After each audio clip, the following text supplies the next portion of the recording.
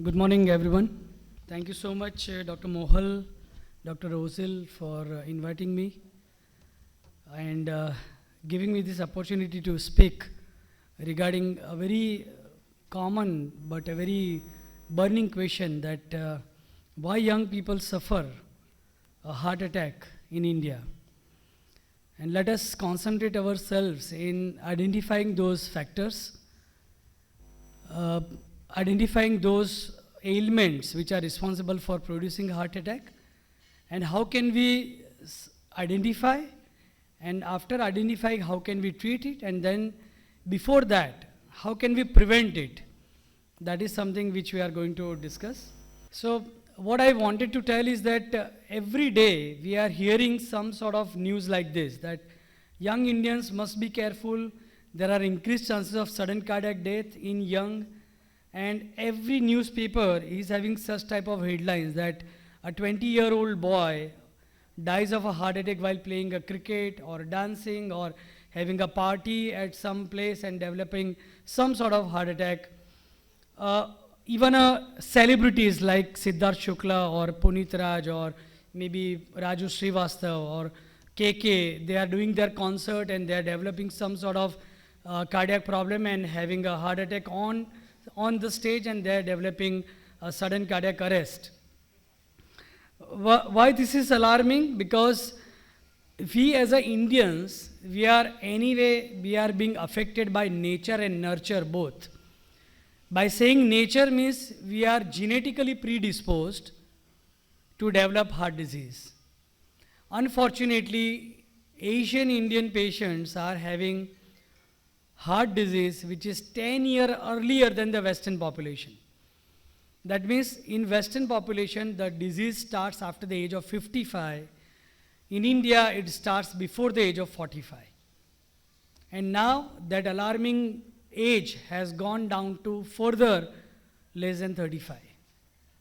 And I can see that the front rows are being completely occupied by senior citizens, and all the young people, they are sitting behind. So it's always better to learn from them how they have lived their life to reach to a level that they have become 70 year or 80 year, and then grab those important points from their life. So it's all about lifestyle disease. It's all about lifestyle disorder which is responsible for producing lot of heart disease in young. We are always affected by our job profile, stress, physical, mental, emotional stress, all are being taken into consideration when we are talking about a heart attack at large. And here, if I give you certain data, 75% of the Indian below the age of 50, they are at the risk of development of heart attack. I am not here to scare you. તમને અહીંયા ડરાવવા માટે અમે નથી ભેગા થયા. પણ doctor મોહલનો એક એવો આઈડિયા હતો કે આપણે એવું એ લોકોને મેસેજ આપીએ કે why this is important to know, અને એને બચાવવા માટે તમે યંગ પીપલને અથવા તો યંગ પોપ્યુલેશનને કઈ રીતે ઇન્સ્પાયર કરી શકો. એના માટે જ આ એક કોન્ફરન્સનો એનો હેતુ હતો. અને સત્યમેવ જયતે નામ બી એટલે જ રાખ્યું છે કે વી are talking about myths and reality. તો એ જે રિયાલિટી ઉપર ફોકસ કરીએ તો આપણી જે મિથ છે એ બધી જ જે માન્યતાઓ ગેરમાન્યતાઓ છે એને તમે દૂર કરી શકો. હું ઓવરઓલ પ્રેવલન્સની વાત કરું તો 25% of the death in India are because of heart disease, and almost 30 to 40% of the proportion of the mortality means મૃત્યુદર is being connected to the cardiovascular disease. અને એમાં મલ્ટિપલ રિસ્ક ફેક્ટર ઇન્વોલ્વ છે.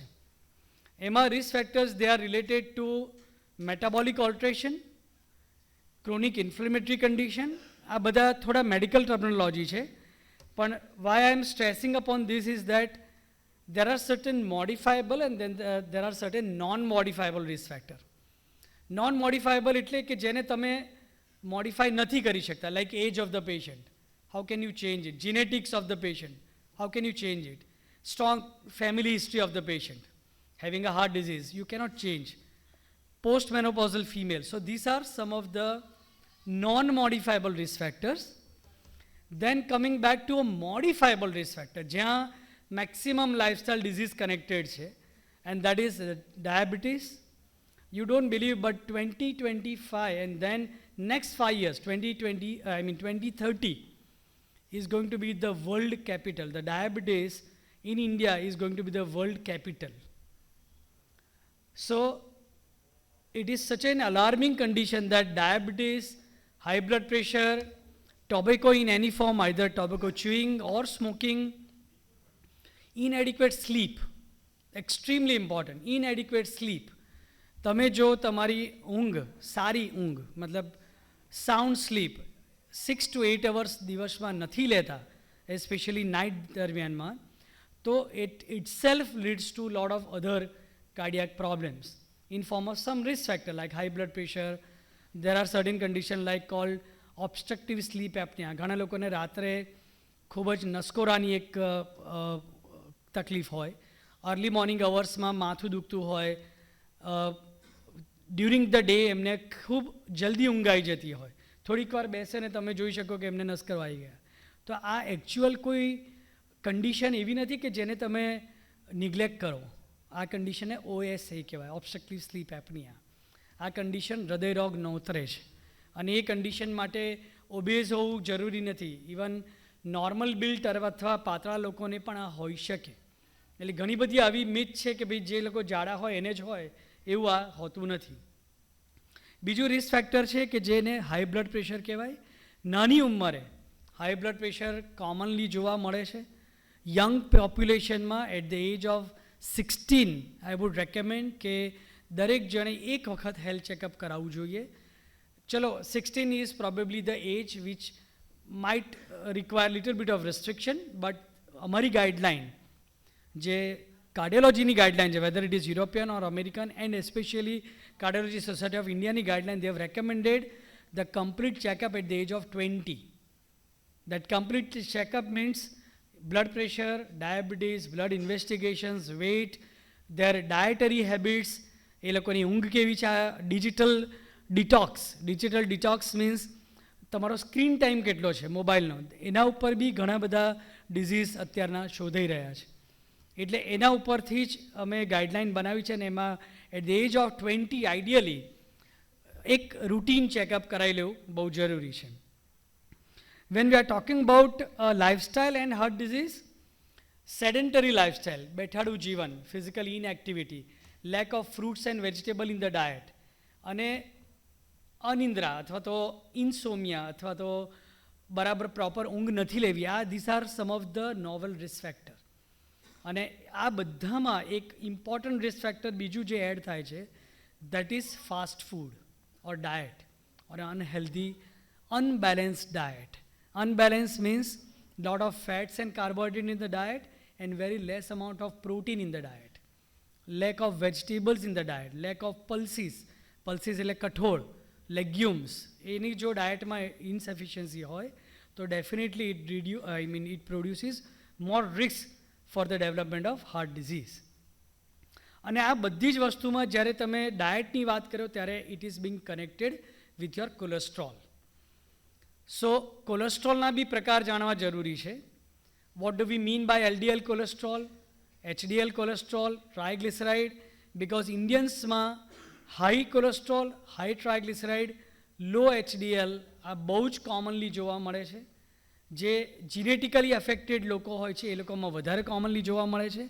અને આ જે ડિસલિપિડીમિયા છે અથવા તો જેને લિપિડ એબનોર્મલિટી અથવા કોલેસ્ટ્રોલ એબનોર્મલિટી કહેવાય, એને કારણે હૃદયની અંદરમાં very early part of the લાઈફમાં એથ્રોસ્ક્લેરોસિસ ડેવલપ થાય છે.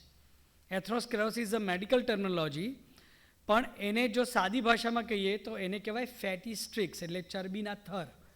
એ ચરબીના થર હૃદયની નળીઓની અંદરમાં ડેવલપ થાય છે અને એ થર ધીરે ધીરે એ નળીઓની અંદરમાં અવરોધ ઊભો કરે છે અને એ અવરોધને કારણે બ્લડ સપ્લાય ઓછો થાય, એને કારણે હાર્ટ એટેક અથવા તો હાર્ટ રોગ ડેવલપ થાય છે. અને તમને બહુ જ નવાઈ લાગશે કે આની શરૂઆત એટ ધ એજ ઓફ 15 થાય છે. 15 વર્ષની ઉંમરે આની શરૂઆત થઈ જાય છે.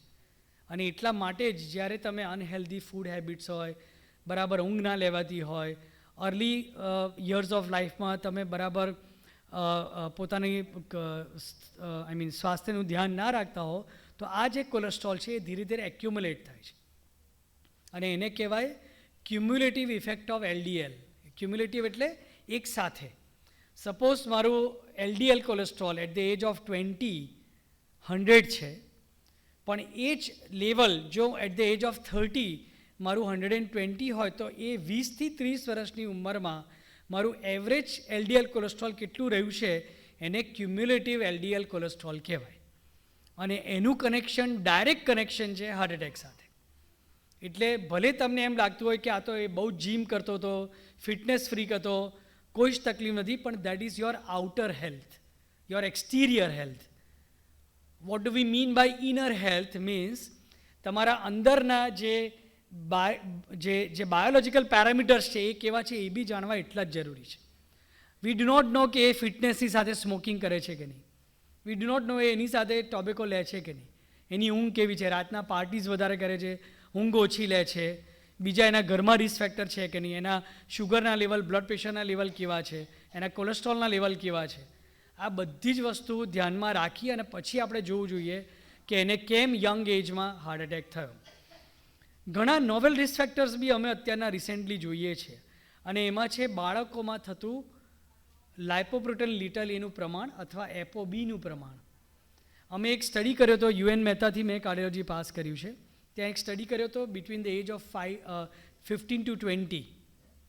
15થી 20 વર્ષની ઉંમરના બાળકોમાં જેમાં ચાઇલ્ડહુડ ઓબેસિટી હતી એવા 3 સ્કૂલના બાળકોનું લગભગ અમે 150 બાળકોનું ચેકઅપ કર્યું હતું, અને એમાં સરપ્રાઇઝિંગલી એ બાળકોમાં ઓબેસિટી સાથે લાઇપોપ્રોટીન લિટલે, જે એક ખરાબ પ્રકારનું કોલેસ્ટ્રોલનું પ્રમાણ છે, LDL કોલેસ્ટ્રોલ અને HSCRP જે ઇન્ફ્લેમેટરી માર્કર છે, હૃદયની નળીઓની અંદરમાં સોજાનું પ્રમાણ વધે એનો એક માર્કર છે જે એમાં ડાયગ્નોઝ થયું હતું. એ બધા જ બાળકોને આપણે કંઈ એવું નથી કે આટલી નાની ઉંમરે એમને દવા આપી દઈએ, પણ એ લોકોને લાઇફસ્ટાઇલ મોડિફિકેશનના પાઠ આટલી નાની ઉંમરથી શીખવાડવામાં આવ્યા, અને એ અમે આ સ્ટડી કર્યો તો અમને ખ્યાલ આવ્યો. અને એટલા માટે જ અમે કહીએ છીએ કે બાળકોમાં નાની ઉંમરે આ વસ્તુનું જાણ થવી બહુ જરૂરી છે. આ એક અલાર્મિંગ ફિગર છે કે બ્લડ પ્રેશરની માત્રા 3થી 5% બાળકોમાં 18 વર્ષની ઉંમરે બી જોવા મળે છે. તમે વિચાર કરો કે 100માંથી 3થી 5%, એટલે 5 જણ થયા. કેન યુ કેલ્ક્યુલેટ કે 1 લાખ લોકોમાં કેટલા બાળકો હશે કે જેમાં આ જોવા મળે. એટલે બ્લડ પ્રેશરને પણ એક ચેકઅપ તરીકે at the age of 18 or 20 baseline ચેકઅપમાં ચોક્કસ લેવું જોઈએ. કારણ કે આપણો જે ફૂડ ઇન્ટેક છે એમાં જે સોલ્ટનું પ્રમાણ છે, અથવા જે ફાસ્ટફૂડનું પ્રમાણ છે, અથવા તો જે પેક ફૂડ કે પ્રોસેસ ફૂડનું પ્રમાણ છે, એ બધામાં હાઈ સોલ્ટ ઇન્ટેક્ટ આવે છે. અને we as a Indian are salt sensitive people. એટલે even a small amount of salt can gather or can create a high blood pressure at a younger age. મારી પાસે કેટલા એવા દર્દી આવે છે કે જેની ઉંમર 22 વર્ષ છે, 25 વર્ષ છે, they are in the college and they are having high blood pressure. એક બાજુ જીમિંગ કરતા હોય, હાઈ બ્લડ પ્રેશર સાથે જીમિંગ કરતા હોય, they are never Bing diagnose કે એમને બ્લડ પ્રેશર છે, અને હાઈ બ્લડ પ્રેશરને કારણે નાની ઉંમરે એમના હાર્ટમાં અમુક ચેન્જીસ જોવા મળે છે. So unless you detect it, you cannot diagnose it, you cannot treat it. What we are talking about is કે આપણે એને કઈ રીતે બચાવી શકીએ. હવે એ બચાવવા માટે પહેલાં એ પણ જાણવું જોઈએ કે એની ફૂડ હેબિટ કેવી છે, એની પ્રોપર લાઇફસ્ટાઇલ કેવી છે, એની સાથે સાથે અમુક એવી કન્ડિશન હોય છે જેને કહેવાય કન્જેનાઇટલ હાર્ટ, જન્મજાત રોગ. એ જન્મજાત રોગ એવા હોય કે જે નાનપણથી, જન્મથી જ તમારી સાથે કેરી કરતા હો, અને એના કારણે તમને એક અથવા બીજી હાર્ટની પ્રોબ્લેમ થાય. આ કન્ડિશન એ છે કે જે by and large either a paediatrician can diagnose or a paediatric cardiologist can diagnose. એટલે આ કન્ડિશન માટે આપણે દર્દી કે દર્દીના રિલેટિવને કે પેશન્ટને કોઈ બ્લેમ ના કરી શકીએ, કારણ કે આ ડાયગ્નોઝ કરવાનું કામ પીડિયાટ્રિશિયનનું છે. જ્યારે કોઈ પણ તકલીફ થાય ત્યારે આ વસ્તુ ડાયગ્નોઝ થઈ જતી હોય છે બાળકોમાં. ટાઈપ 2 ડાયાબિટીસની મેં વાત કરી, બહુ જ કોમનલી અફેક્ટેડ છે. નાની નાની ઉંમરે તમને ડાયાબિટીસ અથવા ઓલ્ટર્ડ શુગર જોવા મળે. યુ ડોન્ટ બિલીવ કે એટ ધ એજ ઓફ 20 મોટાભાગનાનું HbA1c જે 3 મહિનાનું એવરેજ શુગર છે, they are in the range of 6, 6.2 or 6.3, which is actually a pre-diabetic stage. Ideally, it should be less than 5.5. પણ મોટા ભાગના તમે એમને બી એક વખત ટ્રાય કરજો તમારા ગ્રાન્ડ ચિલ્ડ્રનમાં કે તમારા બાળકોમાં એક વખત ખાલી શુગરનું ચેકઅપ કરાવજો અને જોજો કે એમાં HbA1c કેવું આવે છે. આ કોઈને ડરાવવાની કે એની વાત જ નથી. આ અર્લી ડિઝીઝ ડિટેક્ટ કરી અને એનાથી કઈ રીતે બચી શકાય એની વાત છે. દેન કમ્સ ટબેકો. ટબેકો વી ઓલવેઝ થિંક કે ભાઈ તમાકુને કારણે તો કેન્સર જ થાય. ઘણી બધી માન્યતા એવી જ છે, પણ યુ ડોન્ટ બિલીવ, પણ તમાકુને કારણે સૌથી પહેલું અફેક્શન થાય છે હાર્ટની નળીઓનું. એની અંદરમાં સંકોચન વધે છે. એ નળીઓની અંદરમાં કોલેસ્ટ્રોલના થરને ફાટવાની શક્યતા વધી જાય છે. કેમ? કારણ કે એને ઉપરનું જે લેયર છે એ લેયર એકદમ પાતળું થઈને એમાંથી જે કોલેસ્ટ્રોલના થર છે એમાં જે ફેટ ટિશ્યુ છે એ લાવાની જેમ બહાર નીકળે છે અને એ નળીને કમ્પ્લીટલી બંધ કરે છે અને એમાંથી હાર્ટ એટેક થાય છે. એટલે tobacco in any form is bad. Passive smoking, active smoking is equally bad. Family history આપણે વાત થઈ કે જીનેટિકલી અફેક્ટેડ હો તો you cannot do, but you have to prevent that. કોવિડમાં અમે જોયું છે કે વાયરસને કારણે હાર્ટની નળીઓમાં ક્લોટનું પ્રમાણ બને છે. એવા ઘણા કોવિડ લાઇક વાયરસીસ છે કે જેને કારણે હાર્ટના રોગ કોવિડ પછી ઘણા બધા જોવા મળે છે. એ બે પ્રકારે થાય છે. આઈધર હાર્ટની નળીઓમાં ક્લોટ બનવાને કારણે અથવા તો હાર્ટના સ્નાયુને નુકસાન પહોંચવાને કારણે ડાયરેક્ટ નુકસાન પહોંચે. એટલે કોઈ પણ વાયરસ ઇન્ફેક્શનને લાઇટલી લેવું નહીં. સિમ્પલ ફ્લૂ હોય, વાયરલ ઇન્ફેક્શન થાય, એને ક્યારેય લાઇટ લેવું નહીં. એના માટે પ્રોપર નિદાન કરી અને એને ચોક્કસ પ્રમાણની ટ્રીટમેન્ટ લેવી બહુ જરૂરી છે. અને સમયસર. તમને એમ થાય કે 4-5 દિવસ ખાંસી ચાલી અને પછી અમે ડૉક્ટરને બતાવવા જઈશું તો 100માંથી 3 જણમાં એવું બને કે એની અફેક્શન હૃદયને થઈ ગયું હોય. દરેકને નથી બનતું એવું, પણ એ 3 જણમાં આપણે આવવાની જરૂર નથી. અને એ ચેલેન્જીસને એના માટે as a whole, as a society we need to work. We need to do such type of activity like doctor Mohle જે રીતના અવેરનેસ પ્રોગ્રામ અત્યારના રાખ્યો છે એવા પ્રોગ્રામ રાખીશું તો જ લોકોને સાચી હકીકત ખબર પડશે. મીડિયામાં બી ઘણા બધા એવા અવેરનેસ લેટર્સ આવે છે કે એવા ન્યૂઝ લેટર આવે છે કે જેની અંદરમાં તમને પ્રોપર નોલેજ એનું પૂરું પાડવામાં આવે. પણ એક જ નાની રિક્વેસ્ટ છે કે જ્યારે પણ કાર્ડિયાક કન્ડિશન ડેવલપ થાય ત્યારે આ લેક્ચર જે પૂરું થાય ત્યાં સુધી એને સીમિત ના રાખો. એના ઉપર ચિંતન ને મનન બહાર જઈને બી કરવું જ પડશે. બહાર જઈને જેવું ખાવાનું જોઈએ ને બધું ભૂલી જાય એ ના થવું જોઈએ. કારણ કે જેવું હમણાં બહાર મોલે એક મસ્ત અત્યારે લંચ રાખ્યું હશે અને જેવું આપણે કંઈક સરસ પનીરનું શાક જોઈશું કે કંઈક ઊંધિયું જોઈશું તો બધું જ ભૂલાઈ જશે. એવું ના થવું જોઈએ. એટલે જે આપણા રિસ્ક ફેક્ટર કે આ જે ટોક છે એ ખરેખર લાંબા સમય સુધી વિચારવા માટે આપણે કરી રહ્યા છીએ. અને છેલ્લી સ્લાઇડ છે આ, how can we prevent our self to develop or rather not to develop heart disease. અને એના અમુક 7 સ્ટેપ્સ છે. અને એના માટે I just wanted to tell you that know your numbers. તમે જેમ KYC કરાવો છો બેંકમાં, નો યોર કસ્ટમર, એ રીતે know your numbers. Numbers means eat healthy diet. એટલે હેલ્ધી ડાયટમાં આઈડિયલી તમારું diet more of a protein, less of a fat and carbohydrate હોવું જોઈએ. ગ્રીન લીફી વેજીટેબલ્સ અને ફ્રૂટનું પ્રમાણ વધારે હોવું જોઈએ. જ્યારે તમે જમવા બેસો ત્યારે ઓલવેઝ સ્ટાર્ટ્સ વિથ વેજીટેબલ, સેલડ્સ, કઠોળ અને પછી તમે રોટલીને એ ચાલુ કરો કે ભાત લો. એમાં દાળનું પ્રમાણ બી આવી ગયું, કઠોળનું પ્રમાણ બી આવી ગયું. દહીં અને છાશનું પ્રમાણ વધારે રાખો. આ રીતે તમારી જે થાળી બને એમાં પ્રમાણ આ રીતના હોવું જોઈએ અને આ રીતના ડાયટ લેવો જોઈએ. આપણે જેવા ભજીયા જોયા નથી કે પહેલાં એ લઈએ છીએ, પછી ભાતનો વારો આવે કે પછી સેલાડનો વારો આવે. એક એ. Number 2, healthy weight. Weight has to be less than BMI અમે એને કહીએ, basal or body mass index. Ideally it should be less than 23.5. Height upon weight, height divided by weight is your BMI. તમે બધા જાતે કરી શકશો BMI કેટલો છે. જો એ BMI 23.5થી ઓછો હોય તો you are living a healthy weight.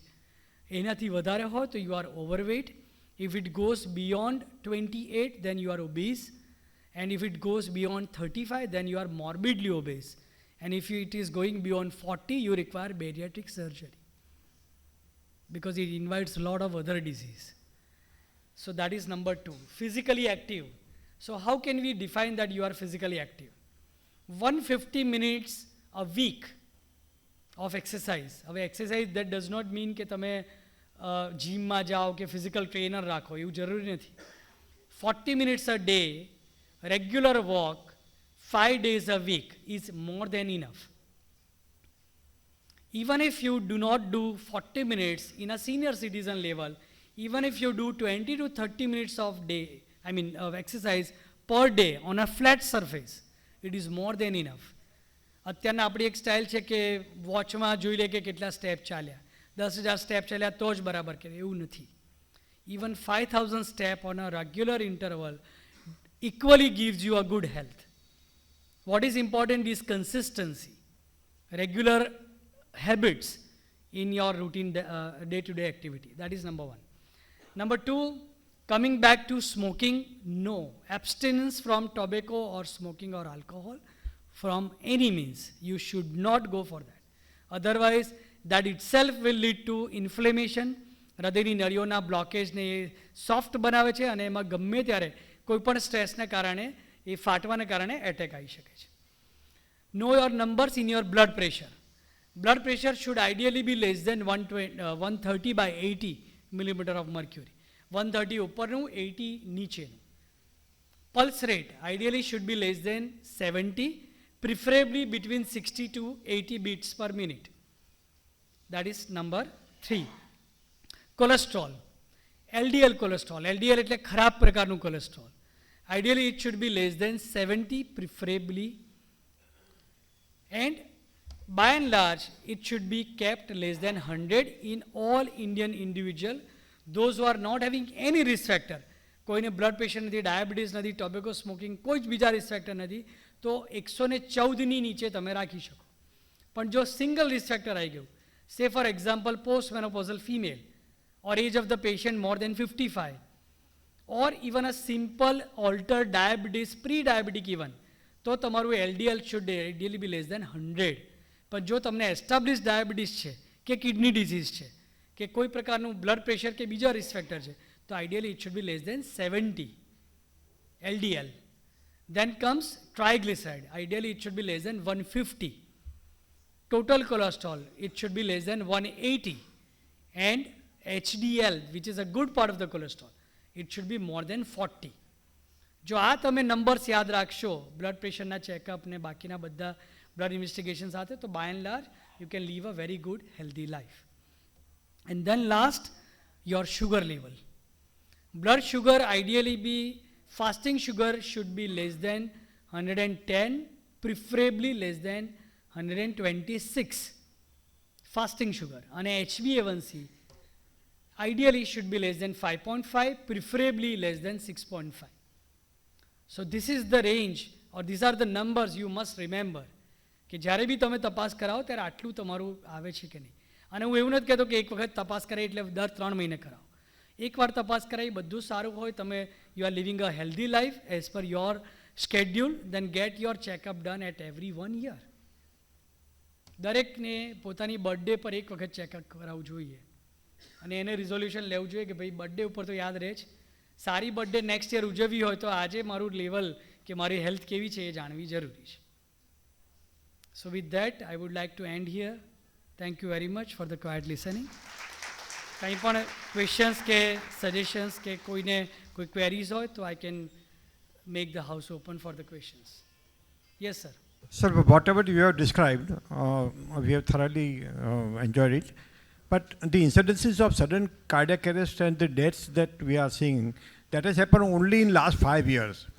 This sort of factors were even otherwise also they were there earlier. Correct. And fast food and everything is being consumed for so many years in Western countries also. So where this type of incidences have happened only in last 5 years. But why it did not happen earlier? Because lifestyle has been like this for so many years in our generation. Sir, I would disagree with that. In last 5 years, what you have seen is that everyone is living their life with targets. They are having their own targets. જે job profile દરેકની છે ને, I am talking about young people. I am talking about young population કે જે લોકોને આ develop થાય છે. સડન કાર્ડિયક ડેથનું એક મોટું બીજું રીઝન છે ઇન્ફ્લેમેશન, જેની મેં વાત કરી તમને. એ ઇન્ફ્લેમેશન માટે જ આ બધા રિસ્ક ફેક્ટર જાણવા જરૂરી છે. ઇવન આ એર પોલ્યુશન, હું એક વસ્તુ તમને કહેવાનું ભૂલી ગયો, air pollution. Even air pollution is now considered as a risk factor for the development of inflammation in the heart.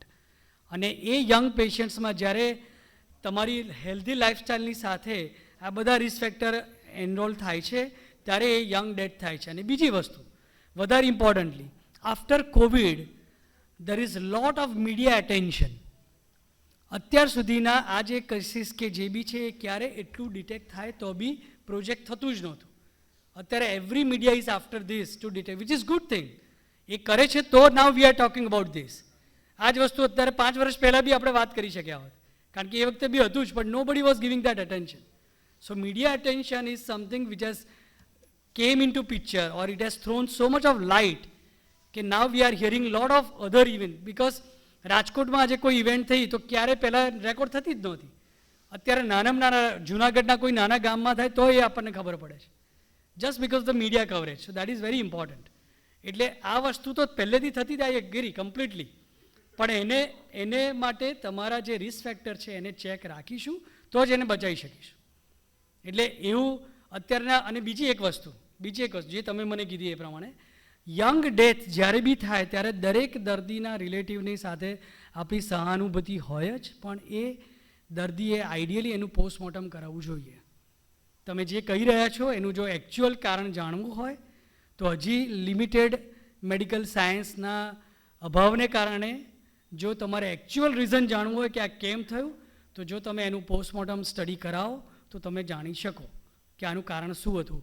મોટે ભાગે એમાં ધબકારાની અનિયમિતતા, જેને અમે વીટી અથવા વીએફ કહીએ છીએ, which is a life threatening arrhythmias, એ જ નીકળતું હોય છે. પણ એ કારણ હૃદયના એટેકને કારણે અથવા ક્લોટને કારણે છે કે હૃદયના સ્નાયુમાં એવી કંઈક નબળાઈ આવી ગઈ કોઈ પણ કારણસર, તો એ બધું ડાયગ્નોસ એનાથી જ થાય છે. એ ઓટોપ્સીમાં જ ખબર પડે તમને. Yes. Usually they go to general practitioner or a pediatrician, and they treat as a violent. They don't give any special for that. But if you say 2 out of 10 should be thoroughly examined. 2 out of 100. Yes. But what to get investigated in that case? So ideally they should get their echo done, the echocardiography. જે હૃદયની sonography કહીએ એ ideally કરાવવી જોઈએ, which can easily diagnose. Now there are lot of congenital cardiac abnormality which can be diagnosed prenatal. બાળકનો birth થાય એ પહેલાં બી તમે જાણી શકો છો. સિમ્પલ જે તમે 3D કે 2D સોનોગ્રાફી કરાવો એન્ટીનેટલ એજમાં ત્યારે બી તમે એને ડાયગ્નોઝ કરી શકો છો. અને જો તમને એ ખબર હોય તો naturally after birth you can always take the necessary steps. Yes sir.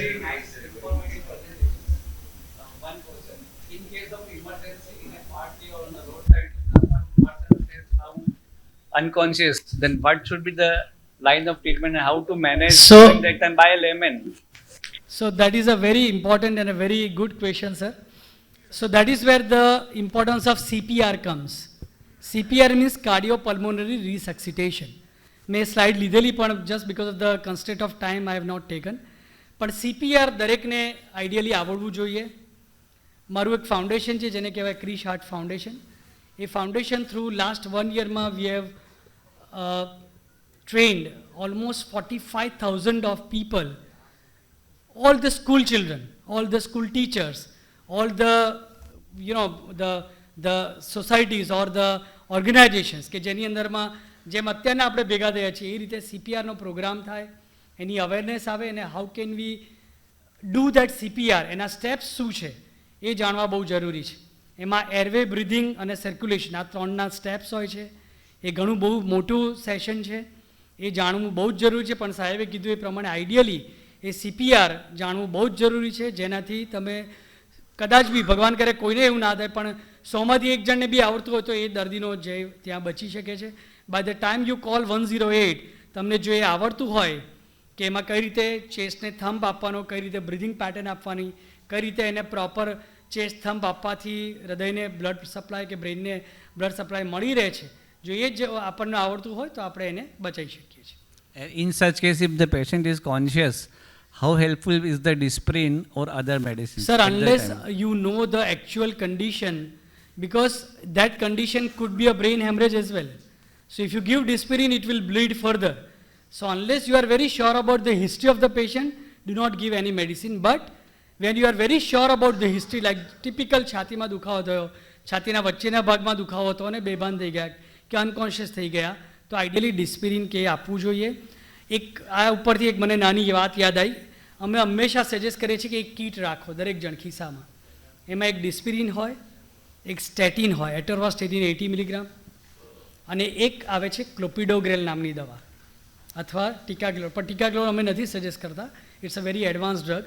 પણ ક્લોપિડોગ્રેલ નામની દવા, એટલે ડિસ્પિરિન, સ્ટેટિન અને ક્લોપિડોગ્રેલ, જો આ 3 દવા એ વખતે એ સ્ટેજ ઉપર લઈ જઈએ તો એ સોર્બિટ્રેટ કરતાં બી સારું બિહેવ કરે છે અને તમે નજીકના દવાખાના પર ઇઝીલી પહોંચી શકો છો. ને એ દરમિયાનમાં જે ટાઈમ જાય એ ટાઈમ દરમિયાનમાં લોહીના જે ગઠ્ઠા બન્યા હોય એને ઓગળવાની પ્રક્રિયા ચાલુ થઈ જાય છે.